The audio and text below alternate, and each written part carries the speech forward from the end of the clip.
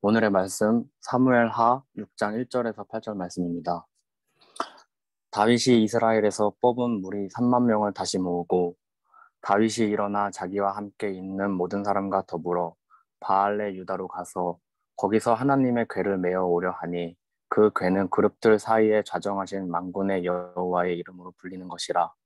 그들이 하나님의 궤를 새 수레에 싣고 산에 있는 아비나답의 집에서 나오는데 아비나답의 아들 우사와 아효가 그 새 수레를 모니라. 그들이 산에 있는 아비나답의 집에서 하나님의 궤를 싣고 나올 때 아효는 궤 앞에서 가고 다윗과 이스라엘 온 족속은 잣나무로 만든 여러 가지 악기와 수금과 비파와 소구와 양금과 제금으로 여호와 앞에서 연주하더라. 그들은 나군의 타작마당에 이르러서는 소들이 띠므로 우사가 손을 들어 하나님의 궤를 붙들더니 여호와 하나님이 우사가 잘 못함으로 말미암아 진노하사 그를 그곳에서 치시니 그가 거기 하나님의 궤 곁에서 죽으니라. 여호와께서 우사를 치심으로 다윗이 분하여 그곳을 베레스우사라 부르니 그 이름이 오늘까지 이르니라. 아멘. 샬롬. 이 시간 주님의 은총과 평강이 우리 가운데 임하시길 바랍니다. 참으로 민망한 시절입니다. 또다시 우리는 비대면으로 예배를 드리고 있습니다. 같은 상황이 주기적으로 반복되니 지친다는 느낌이 드는 것도 사실입니다. 세상은 참 우리의 바람대로 흘러가지 않는 것 같습니다. 그렇다고 해서 바이러스에게 염치도 없냐고 책망할 수도 없는 노릇입니다. 어려운 여건이지만 과거에도 그랬던 것처럼 우리는 넘어진 자리를 딛고 다시 일어서야 합니다. 모두 부정적인 생각을 거두고 용기를 내 다시 한번 희망에 향해 몸을 돌릴 수 있기를 바랍니다. 한 주간 동안 마음이 참 아팠습니다. 서울대 청소 노동자 한 분이 과도한 업무를 수행하다가 쓰러졌습니다. 그분의 죽음을 통해 우리는 청소 노동자들이 처한 비참한 실태를 알게 되었습니다. 직장 내 갑질 이야기는 이미 다양하게 언급된 바 있습니다만 서울대에서는 직무에 불필요한 시험까지 치르게 하고 그 시험 성적까지 공개했다고 합니다.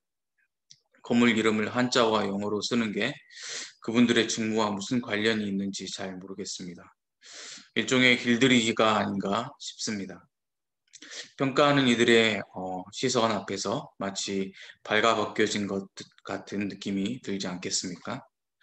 한자나 영어로 건물 이름을 쓰지 못한다고 하여 굴욕감을 느껴야 합니까?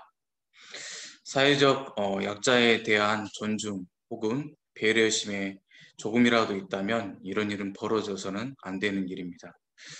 사람은 누군가의 동료가 되므로 성숙하게 된다고 하지 않습니까? 동료가 되기 위해서는 그가 처한 상황을 이해하기 위한 노력이 필요합니다. 인간적 성숙에 이르지 못한 이들이 높은 자리에 있을 때 세상은 차가운 곳으로 변합니다. 사람은 누구나 다 실수를 합니다. 시행착오를 거치면서 조금씩 발전합니다. 변화를 받아들이지 못할 때 사람은 화석처럼 굳어버립니다. 고난의 풀무질을 거쳐 점점 맑고 깨끗하게 변하는 사람이 있는가 하면 더 이기적이고 고집스러워지는 사람도 있습니다. 성경에서 사람들에게 바람직한 지도자의 모범처럼 여겨지는 아브라함, 모세, 다윗 같은 분들도 우리와 똑같은 성정을 가진 이들이었습니다. 그들은 하나님의 손에 붙들려 살면서도 많은 잘못을 저질렀습니다. 하지만 그 잘못을 통해 더 나은 사람으로 바뀌었습니다. 오늘 이야기는 다윗 왕의 이야기를 통해 우리의 모습을 돌아보려고 합니다. 사울과 요나단이 블레셋과 맞서 싸우다 길보아산 전투에서 장렬하게 최후를 맞이했다는 소식을 들은 다윗은 한 시대를 풍미했던 영웅들의 죽음을 애도하는 시를 지어 바쳤습니다. 그리고 그는 하나님의 지시에 따라 헤브론으로 올라갔고 거기서 유다의 왕이 되었습니다. 우리는 사울이 죽은 후 다윗이 바로 2대 임금이 되어 다스렸다고 생각하지만 실상은 조금 복잡합니다. 사울의 아들 이스보셋은 근거지를 마하나임으로 이주한 후에 왕이 되어 두 해를 다스렸습니다. 한동안 두 임금이 이스라엘을 다스린 것입니다. 세력을 다투는 내전이 벌어졌고 전쟁의 시기였기에 장군들의 위세가 하늘을 찔렀습니다. 권력 다툼, 배신과 음모의 세월이었습니다. 이스보셋의 휘하에 있던 아브넬이라는 장군은 용맹한 장수였습니다. 그러나 지나칠 정도로 위세를 부렸습니다. 어느 날 그는 왕이 자기를 경원시한다는 사실을 알아차린 후 헤브론으로 가서 다윗에게 투항합니다. 다윗의 입장에서는 천군만마를 얻은 셈이었습니다. 그러나 다윗을 섬기는 장군 요압은 전투 중에 자기 동생 아사엘을 죽였던 아브넬을 유인하여 살해하고 맙니다. 겉보기에는 개인적인 복수였지만 실은 자신과 세력을 다툴 수 있는 정적을 미리 제거한 셈입니다. 혼란의 시간은 있었지만 민심이 점점 다윗에게로 넘어가는 것을 보고 레갑과 바나아가 모반을 일으켜 이스보셋을 살해하고 그 목을 베어다가 다윗에게 가져왔습니다. 그러나 다윗은 그들을 처형했습니다. 비록 적수였다고 하지만 모셨던 이를 배신한 사람을 징계함으로 다윗은 백성들의 민심을 얻게 되었습니다. 이런 일련의 과정을 거쳐 내전이 끝났습니다. 그러자 이스라엘 온 지파가 헤브론으로 가 다윗에게 왕이 되어줄 것을 요청합니다. 그들은 주님께서 내가 나의 백성 이스라엘의 목자가 될 것이며 내가 이스라엘의 통치자가 될 것이다라고 말씀하실 때에도 바로 임금님을 가리켜 말씀하신 것이라고 말했습니다. 자기들이 다윗을 왕으로 모시려는 것은 하나님이 이미 예정하신 일임을 알았기 때문이라는 것입니다. 그들은 다윗이 이스라엘의 목자, 이스라엘의 통치자가 되어야 한다고 말했습니다. 표현은 정중하지만 이 속에는 왕권이 무소불위하게 작동해서는 안 된다는 바람이 담겨 있습니다. 목자는 양떼를 돌볼 책임이 있습니다. 에스겔은 제 역할을 방기한 이스라엘의 목자들을 준엄하게 꾸짖었습니다. 에스겔 34장 4절의 말씀입니다. 너희는 양들을 튼튼하게 키워주지 않았으며 병든 것을 고쳐주지 않았으며 다리가 부러지고 상한 것을 싸매어주지 않았으며 흩어진 것을 모으지 않았으며 잃어버린 것을 찾지 않았다. 오히려 너희는 양떼를 강압과 폭력으로 다스렸다. 지도자로 부름받았던 이들이 양떼를 잡아서 자기들의 배만 채우고 양떼를 굶겼다는 것입니다. 하나님은 그들을 심판하시겠다고 말씀하십니다. 이스라엘 백성들은 다윗에게 양떼를 푸른 초장, 쉴만한 물가로 인도하는 목자의 이미지를 부여하고 있습니다. 통치자라고 번역한 나기드 역시 마찬가지입니다. 그것은 제왕적 권위를 뜻하는 말이 아니라 하나님이 위임해 주신 역할을 감당하는 사람이라는 뜻입니다. 사람들의 바람이야 어쨌든 다윗은 명실상부한 이스라엘의 왕이 되었습니다. 기름 부음을 받은 왕이라고 하지만 그는 자기 세력 기반을 공고히 하고 싶은 생각이 들었던 것 같습니다. 그는 시온 산성을 점령하고 그곳을 다윗성이라 명명했습니다. 지금의 예루살렘입니다. 도로왕 히람은 다윗과 친선을 유지하고 싶은 마음에 백향목과 목수와 석수를 보내 궁궐을 짓도록 도와주었습니다. 다윗은 그곳에서 많은 아내와 후궁들을 맞이하였고 자녀들을 얻었습니다. 그런가 하면 블레셋과의 전투에서도 연전연승을 거두어 하나님이 세우신 왕임을 입증해 보였습니다. 이제 외적인 것은 거의 다 갖춰진 셈입니다. 하지만 효과적인 통치를 위해서는 어떤 상징이 필요했습니다. 사람들의 마음을 하나로 묶을 수 있는 상징 말입니다. 얼핏 다윗의 마음에 떠오른 것이 있었습니다. 바로 하나님의 언약궤였습니다. 언약궤는 출애굽 사건을 상기시키는 동시에 함께 하시는 하나님에 대한 상징이었습니다. 다윗은 아비나답의 집에 임시로 모셔져 있는 하나님의 궤를 다윗의 성으로 옮겨오기로 작정했습니다. 다윗은 정병 3만 명을 징집하여 유다 바알라로 올라갔습니다. 뭔가 이상하지 않습니까? 다윗은 스펙타클한 장면을 연출하여 온 백성의 시선을 한데 모으려 한 것입니다. 그것은 또한 무언의 메시지였습니다. 봐라, 하나님의 궤가 다윗성으로 거처를 옮긴다. 그러니 어떤 경우에도 다윗 왕의 출신이나 경력을 문제 삼아 왕으로서의 정통성의 이의를 제기하지 말아라 라는 뜻입니다. 그들은 아비나답의 집에서 하나님의 궤를 꺼내서 새로 만든 수레에 싣고 출발했습니다. 아비나답의 두 아들 우사와 아히요가 그 수레를 몰았습니다. 온갖 악기가 다 동원되어 장엄함을 더했습니다. 백성들도 그 압도적인 행렬에 벌어진 일을 다물지 못했을 것입니다. 그러나 한순간 그런 들뜬 흥분은 두려움으로 변했습니다.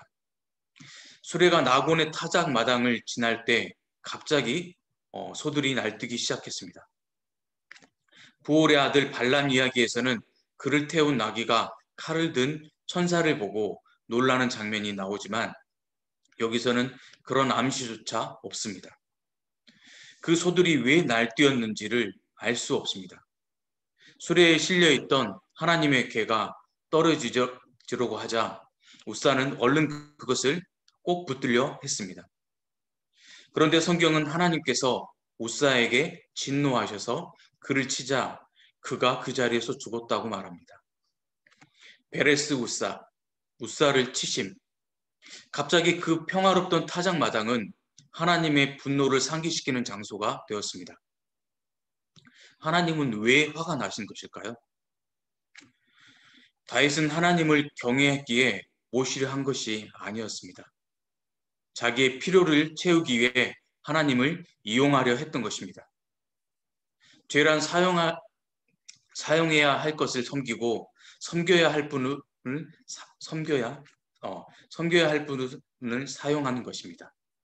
돈이든 지위든 물건이든 잘 사용해야지 섬기면 안 됩니다. 그러나 하나님은 섬겨야 하지 사용해서는 안 됩니다.